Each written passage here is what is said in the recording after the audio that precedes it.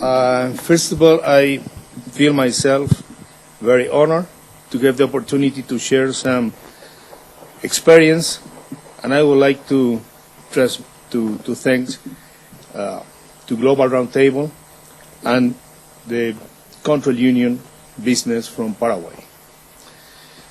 So, beginning with this, he is the fourth generation rancher in my family. I would like to invite you all through a journey that will show our approach to efficiency and effectiveness. And in this trip, we can see how our world can be changed in the dimension of business, environment, and people. We're going to begin with, since 1949, we are a Paraguayan company with integrity and responsibility in all relationships, respectful with the environment, dedicated to produce healthy and reliable food to integrate into global supply chains. Our vision, three things. First of all, to produce cattle that meets the requirement of the meat packers we export to Europe. Breeding cattle with features that will help another ranchers to buy our bulls or heifers to improve their herds, and agricultural products adapted to international standards. Those are corn and soybean.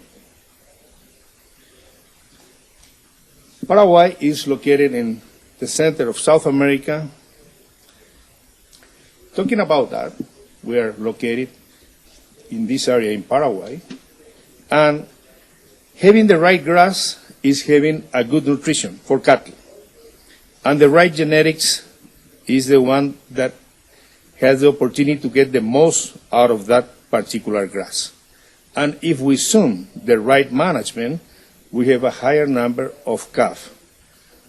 With the right planet nutrition, it's feasible to obtain an adequate number of kilograms of live animal per hectare to fulfill the needs of any business that should be economically viable, environmental sound, and socially inclusive. So our ranch is divided in 5 independent sectors. Each sector is a small ranch with 8 to 10 modules of 640 hectares. And one 640 hectares module has 160 blocks, 160 hectares block, that shares one Australian tank or pond with 15,000 cubic meter. And each block has 26 hectares paddock with electric fences. That allows us to perform the rotational grazing system that we're doing. And in this way, we can show that we can deliver enough carbon fixation, so we contribute with the environment in the world, because after every time that we do the activity of changing paddocks, we are getting enough pasture land again. We can recover the pasture land and fix more carbon.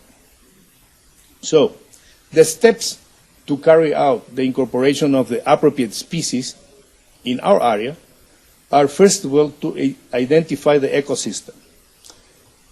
We've seen many opportunities that even us did the wrong thing because we didn't obey this law. So first of all, ecosystem, the weather, the soil type, the orography, the vegetation, so we can assess the forest potential with native pasture land and cultivated grassland. As a difference with the temperate countries, in tropical countries, the native pasture land is not as productive as the cultivated ones that comes mainly from Africa, like the Pangola grass, which scientific name is Digitaria decumbens.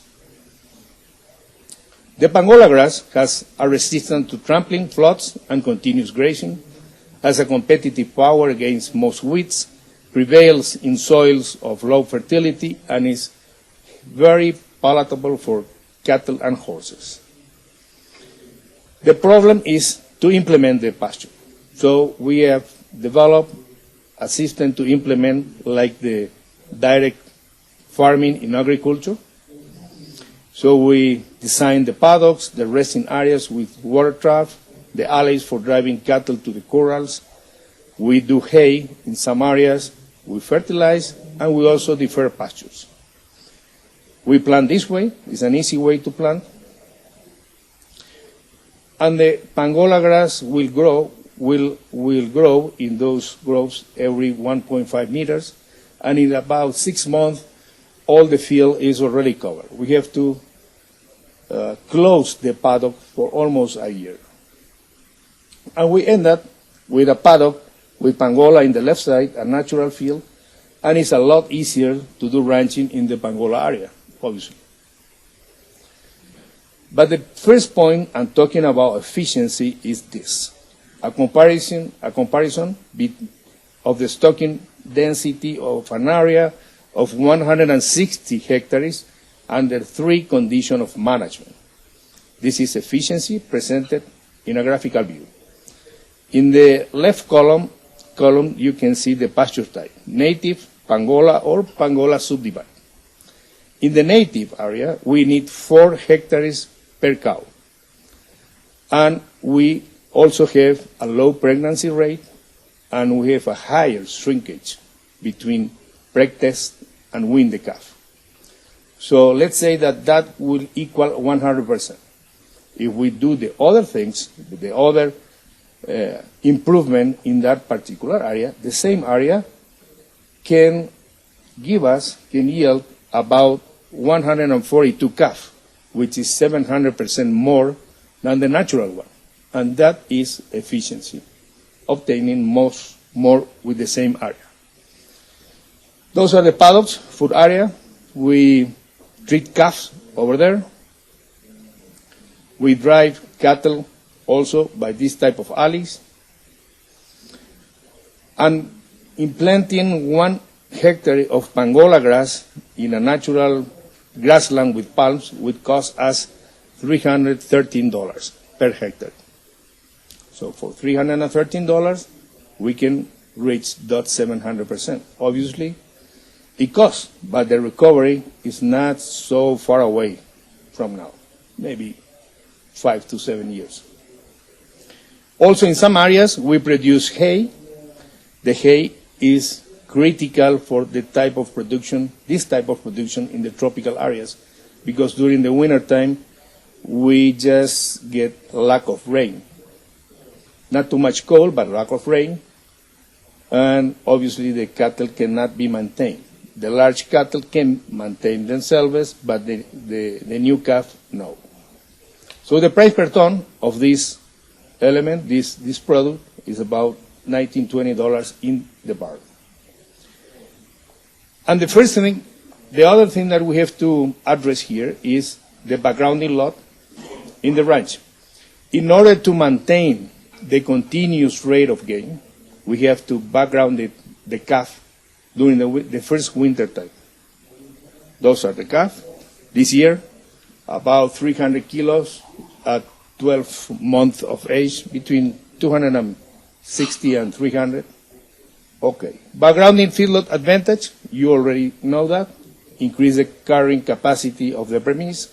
Allow supplementation during the first winter of the calf to ensure a continuous and efficient rate of gain.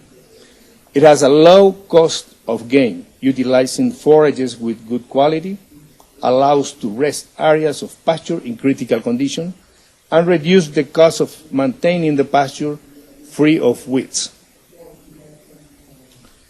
The backgrounding lot will cost us. There are a lot of numbers, but the important number is in the right column. The cost of gain with this system that they obtain the hay by themselves, it's about 70 cents per kilogram of live weight. We just need to add about 2 kilograms, between 2 and 3 kilograms of concentrate, and that's enough. On the other side, we have a herd 100% traceable to birth. This is our genetic program. The progress we're making, our breeding program, were obtained based on the application of technologies adapted to the ecosystem that characterize the area. And our goals always improve efficiency, improve genetics, reaching Brangus Brayford biotypes, improve production rates, calving rates. It produced about 300 Brangus bulls, 200 Brayfords, and 100 Brahman bulls per year. When we design our layout of paddocks, we were ranching. I am the third generation rancher, and usually the paddocks were large. But in that case, we have to rely mainly on the abilities of the cowboy. By reducing the area of the paddock to 26 hectares, we can check a proposed management. You can find in the right column, compared with the traditional management in Paraguay. So managing is really possible only with the right layout. Otherwise, it's hobby. Because we need to group animals, deliver assistance to calf, evaluate the area, check with the cowboys, and identify and provide sanitary aspects to the calf. The breeds we're working with, Brangus, you already know, it's a mix, it's a hybrid with Brahman and Angus, Brahman and Brayford. We need to use those type of breeds in Paraguay because we are in a tropical area. Those are the Brangus heifers, 12 months of age, close to 300 kilograms, so we can mate or do the AI program with 15 to 18 months of age and reduce the life cycle time of those heifers.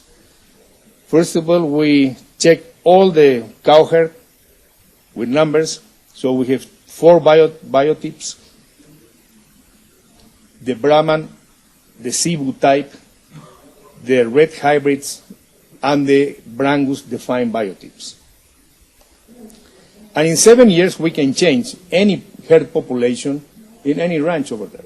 If we follow these steps, we can change. And by changing the breed, we also get the incremental value of the mother. So through genetics, we have another efficiency goal. We can improve the quality and the value of the cow herd just by applying the right genetics.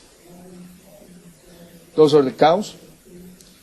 Cows, hybrid or red Brangus, in the first stages of becoming an advanced cow. All the calves are better than the mothers. Those calves always are better because we select with the right APDs, the right genetics.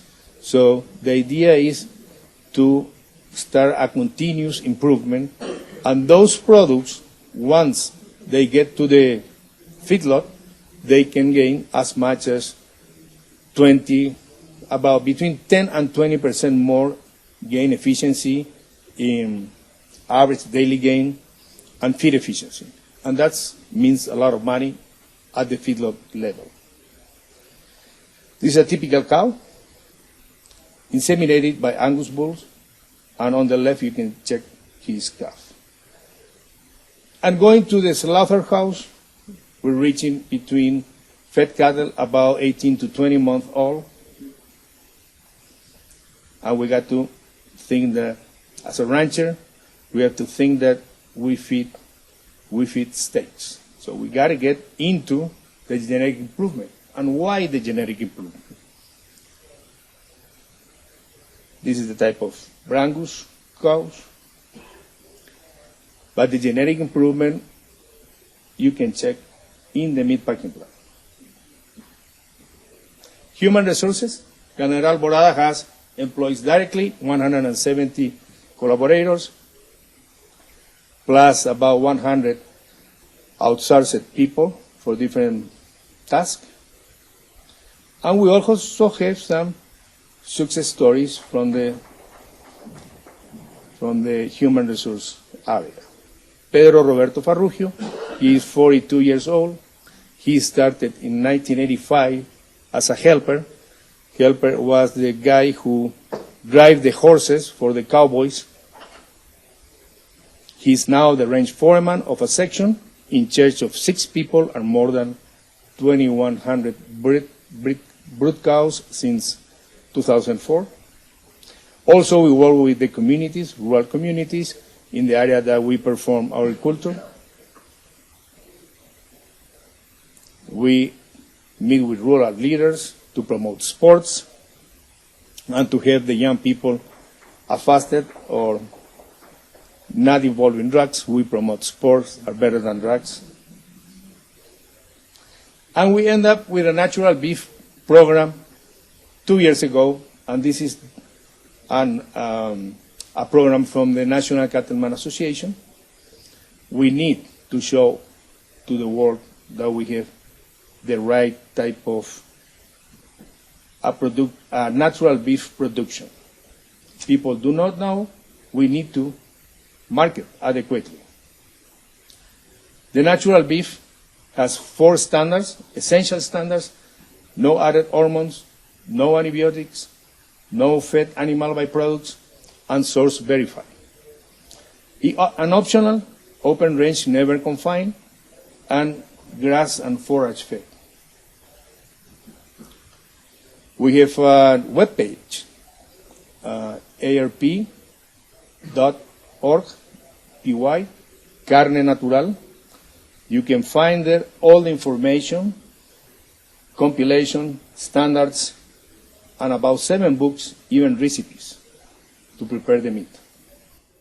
So, finally, just to finish, vision without action is nothing but a dream. Action without a vision is just pastime. Vision with action can change the world.